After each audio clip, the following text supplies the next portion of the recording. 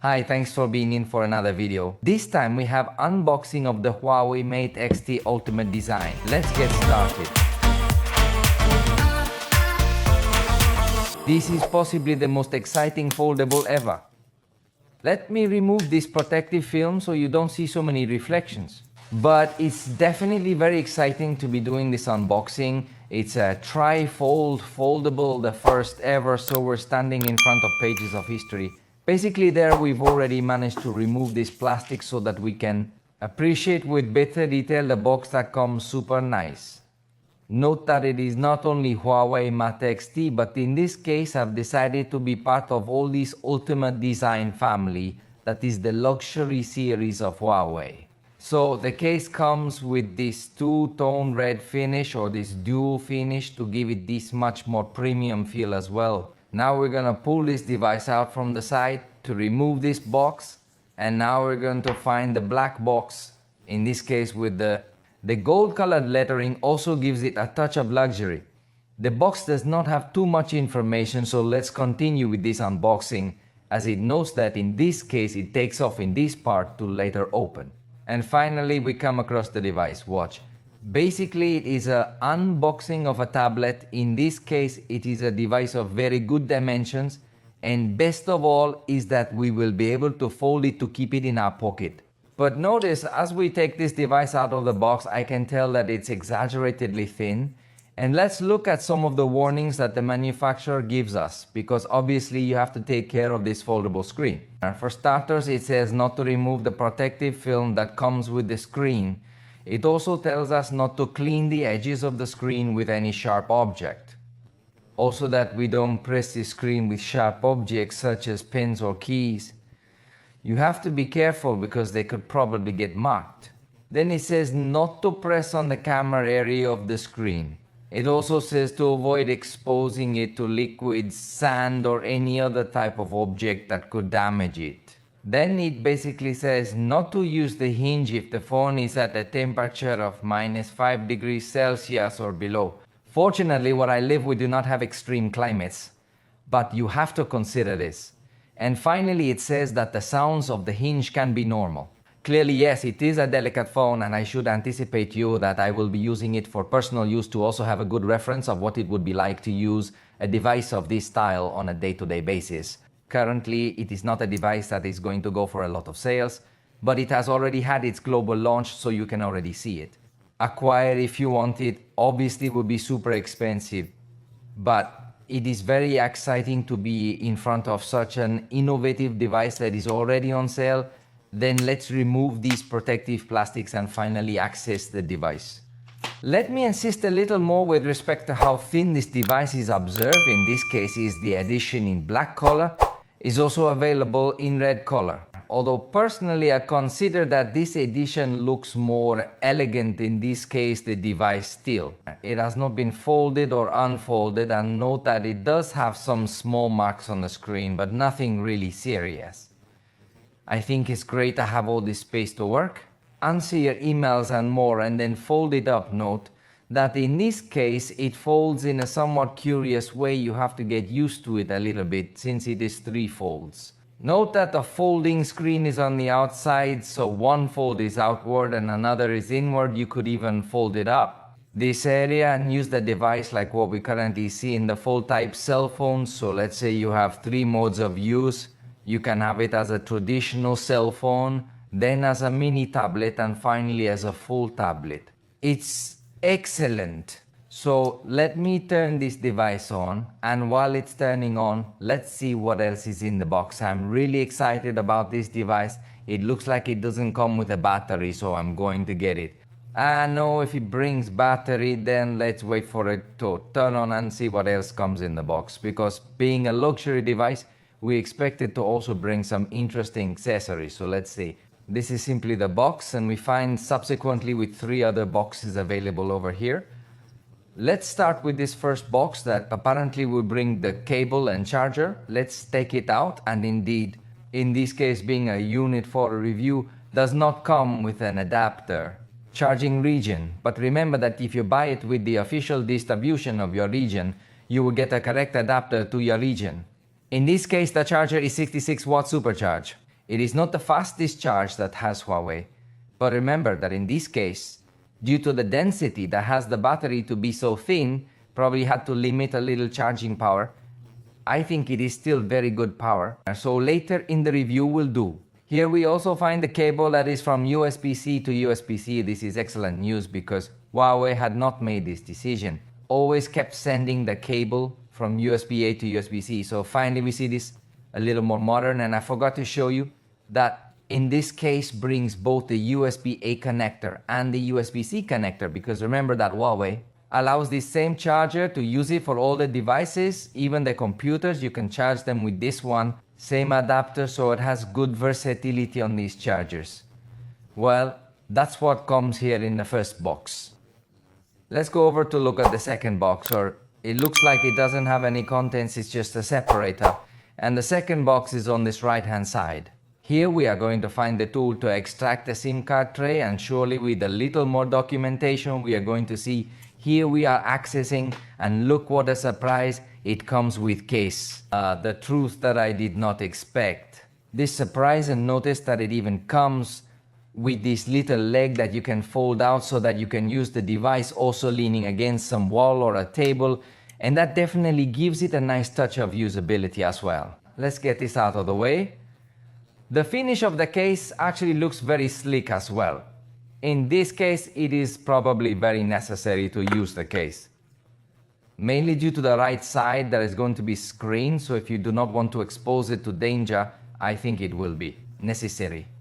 In fact, it's a case that only has this coverage on the right side. On the left side, it doesn't have any cover. So it still exposes the metal frame, but in this case, it's not something as delicate as the folding area of the screen. So that's what we have already with the case on. It looks a bit asymmetrical design, so aesthetically I do not like how it looks with the case, but I think in this case I will have to use it with the case to protect this area of the screen, which I insist will be a bit delicate. Notice that in this case it's a cover that can be easily removed, so you can unfold the device. And in fact, it might actually help you a little bit as well to hold the device properly. So this is the remedy that Huawei has come up with to try to protect this area of the screen that you notice that it completely shuts down when you have the device in this format, and when you start to unfold it, obviously it's going to turn on all of those as well, zones, to finally give you the full experience. So let's continue to see if there's a little bit more content in the box, because for now it looks like this will be it, but I'm really surprised at how thick this device is. Considering it's a tri-fold foldable, it's pretty much the same thickness that we see on the Galaxy Z Fold 7. But we'll make those little comparisons in a moment. For now, note that there are no more contents in the box. That will be pretty much all that is integrated. So let me put this all away again, and we will focus on the cell phone to know its specifications. I've already got the device configured, so let's get to know its specs. When folded, it's 12.8mm thick, although when unfolded, it's 3.6mm thick at the thinnest part. So it's really incredible. Of course, it weighs 298 grams, so it is not characterized by being exaggeratedly light, but you have to consider that it is practically a tablet and a cell phone at the same time. So to talk about a cell phone, it would be heavy, but to talk about a tablet, it would be very light. Of course, we must consider that it does not have any level of resistance against water, so it must be protected, and it does not have any special resistance against falls, although they have placed non-Newtonian liquid in the internal part to absorb the water, the impacts. This foldable does not have two screens like most, but it is a single folding screen that has a full diagonal of 10.2 inches, practically the same size we see in a tablet. That's the amazing thing about this device, which is a tablet that fits in your pocket. Although there are three ways to use it: as a full tablet with this diagonal that I mentioned, as a mini tablet with 7.9 inches in its diagonal, or as a cell phone with 6.4 inches in its diagonal. So you choose how you want to use it, but definitely that you have an amazing experience. This screen has a total resolution of 2232 x 3184 pixels. It is exaggeratedly detailed. A really spectacular screen. It is an OLED panel with 120 Hz in its refresh rate, so it is a really very good screen, although if you get to notice a little creases. But this is more when the screen is off. If you have the screen on, you don't really get to distinguish so easily these folds.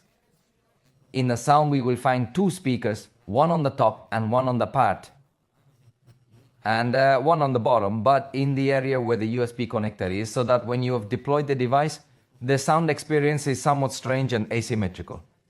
But despite being a super slim device, the speakers have a good quality. Of course, I don't think they are the best speakers in the smartphone industry, but you have to consider, I'm not sure that we are looking at an exaggeratedly thin device with foldable capabilities. The device has an 8 megapixel front camera with f2.2 aperture and fixed focus. And as you realize in the preview, it's not that advanced, but the result looks good enough. In fact, it is a camera that strikes me as having a good quality. A good level of detail despite only being 8 megapixels, and especially considering that it is the front camera of a foldable where usually we see a very basic quality. And on the back we will find a fairly advanced system of Huawei with its X-Mash technology. For starters, we have 50 megapixel main camera with variable aperture from f1.4 to f4.0 and optical stabilization. Already with that is a camera that could prove superior to all foldables. I find it incredible that they have incorporated the system and the variable aperture mechanism in a device that values space very much. Then we will find an ultra wide angle camera, although it has 12 megapixels with aperture f2.2. Then we do not see a high resolution sensor for this camera, but I do not consider it strictly necessary. Finally, we will find the 12 megapixel periscope camera with f3.4 aperture and optical stabilization. In this case, the optical zoom is 55x, that is about 125 millimeters. In this camera, if I would have liked to see a high resolution sensor to see better zoom capabilities at long distances. So you'll notice it's not an ultra premium photographic system like the most advanced that Huawei could give us, but it is a photographic system that competes very well within the folding ones, and considering that this is a triptych folding one, it competes even better. But let's take a look at the results to give you a clearer idea. The ultra-wide camera seems to me to have very natural colors and good detail. In fact, it doesn't seem to be anything more than 12 megapixels. It picks up the color and lighting in a very nice way. The main camera has the same behavior. We see again very good color and good detail. In fact, it is able to take pictures at 25 megapixels as well.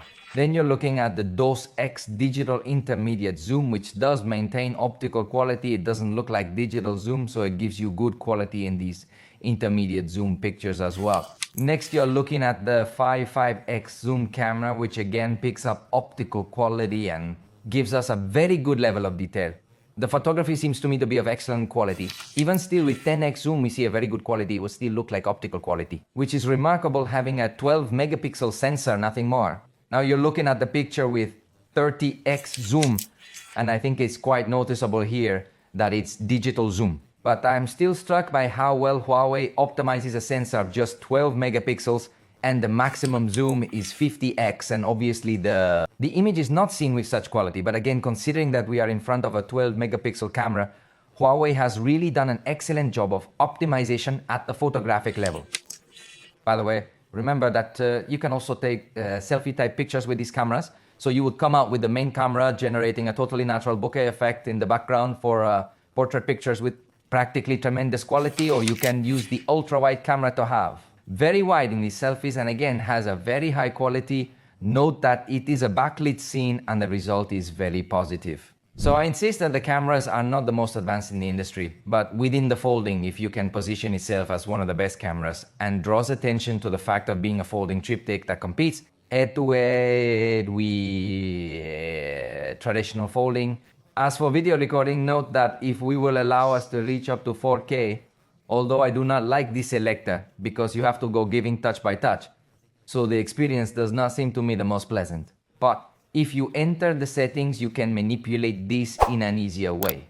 Then you get to record up to 4K at 60 frames per second, both with the main camera and with the ultra-wide camera, something to note, and even with the periscope camera, the camera. Front records in 4K but at 30 frames per second, and yet I find it a very good video recording system, considering that you could record in front mode with the device semi-deployed. Watch, you press this button. Deploy the device and that's it. So this way, if you could enjoy a 4K recording at 60 frames per second. The battery has a capacity of 5,600 mAh.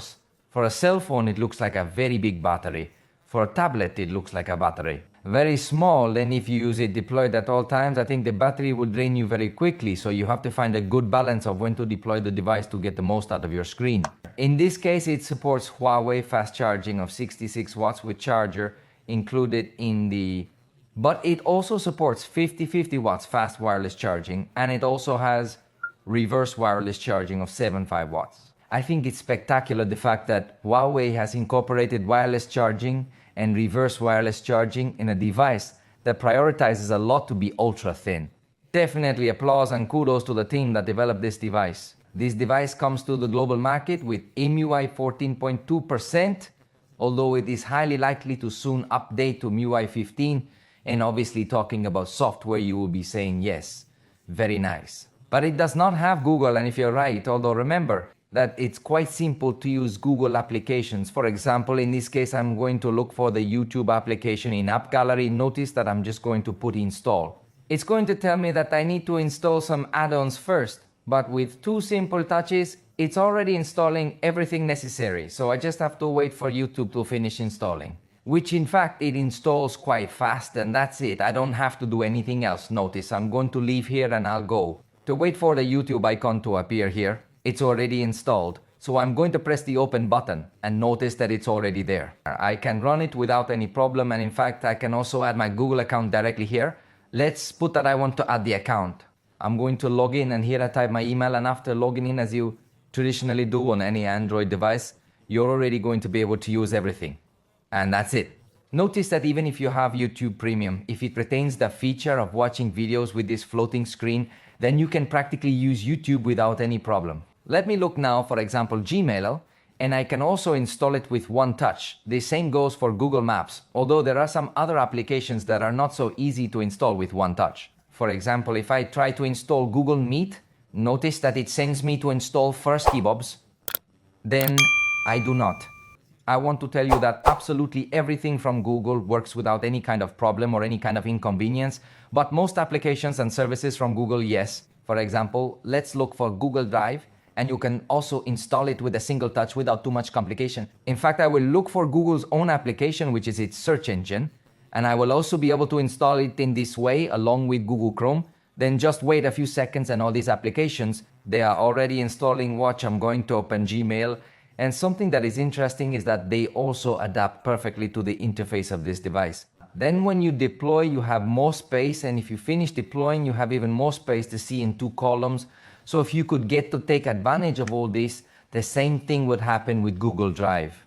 Note that in this case, it has the mobile view. Here, it still has mobile view, but it adds a small column. And if we finish deploy, we are going to finish taking advantage of all the available space. And personally, I consider that to install other applications more easily, it is convenient to search Aurora Store. So I will enter Google through the browser. And here I will search Aurora Store. We go to the page of F-Droid, which is the official developer of this tool. And we will slide down here to the section that says download, but not to be confused with download F-Droid. But download specifically Aurora, so it's over here, download APK, and I'm just going to wait for it to download to subsequently give the necessary permissions and simply access this app store. Now that it's downloaded, let's click and simply install, and that's it. This app store is quite secure because it connects to Google's own servers. Just give all the necessary permissions one by one.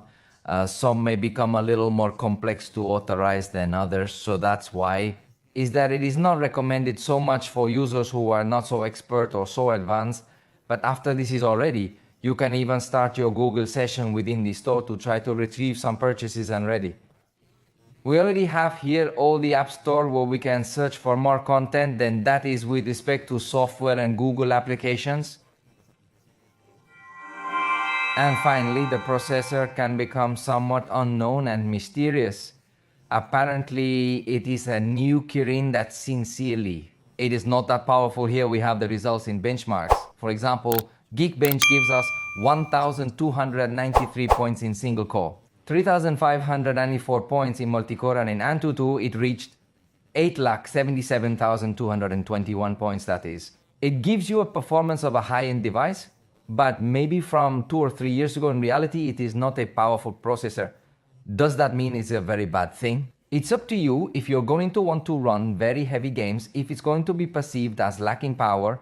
I personally don't run heavy games, so I will not perceive at any time that the device gets slow in excess or something like that. For a good amount of users will give adequate performance, but I think it should be noted that the processor is weak compared to what we would find in other high-end devices, and of course for its price. But in this case, let's say it is due to US restrictions.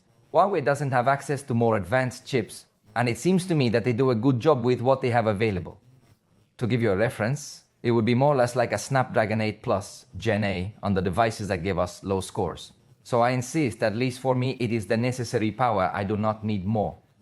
It would also be necessary to see how is the battery consumption with this processor that is not so modern. And to finish, I brought some guests just so you have a reference. For example, this is the Galaxy Z Fold 5. It is not the latest from Samsung, but it is a fairly sophisticated and expensive foldable. In this case, with the case on, notice that it's even thicker than this Huawei device.